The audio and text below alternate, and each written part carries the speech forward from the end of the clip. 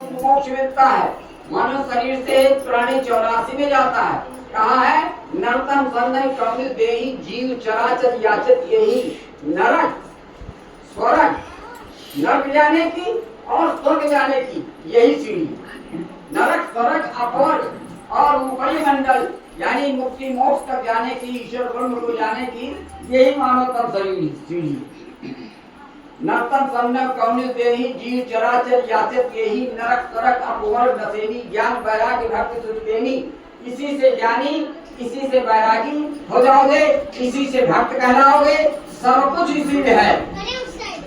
मनुष्य शरीर 84 ढूंढने के बाद जब पुरुष आत्मा वायु की योनि में आती है तो उसका शरीर छूटने के बाद मनुष्य का जन्म मिलता है।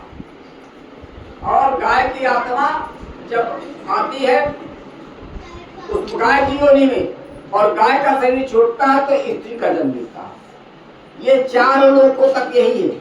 चौथे धाम से पहुंचने पर स्त्री और पुरुष का ये खत्म हो जाता है, सब एक आत्माएं हो जाती है। यहाँ तक मतलब ईश्वर ब्रह्म पार ब्रह्म तक ये स्त्री पुरुष का है और उसके बाद आगे स्त्री पुरुष खत्म हो जाता है।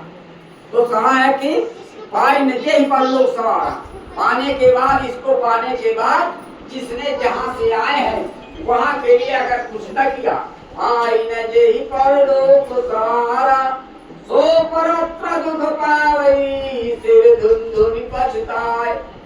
जब समय निकल गया तो केला तवे न चेत्या जब दिख लागी बेर, अब के चेते क्या हुआ जब काटा नीना घेर। सारी श्वासें चली गई आज गंदे कामों में और हम उन कर्मों के आडंबर से भिड़ गए। तो वही है कि जिसने अपने लिए कुछ न किया वहां के लिए न किया। यहाँ देखो बड़े बड़े बादशाह अरब से भागे चले आ रहे हैं, बड़े बड़े सब चले आ रहे हैं वहां से भाग के, कहीं जहाज में जहां दूसरे देश भाग रहे हैं, दूसरे देश के दूसरे देश भाग रहे हैं, वहां से भाग के भारत आ रहे हैं। देख रहे हैं भारत में बचत हो रही है। भारत में इतनी आध्यात्मिक आत्माएं, इतनी शक्तियां हैं कि उन्हीं की वजह से ये था। स्वामी जी महाराज कह गए, बड़े बाबा कहा गए कहाँ बनी एक शासक होगा धर्म मुकुट सर पर धारेगा, धारा से देगा पाप हटाए।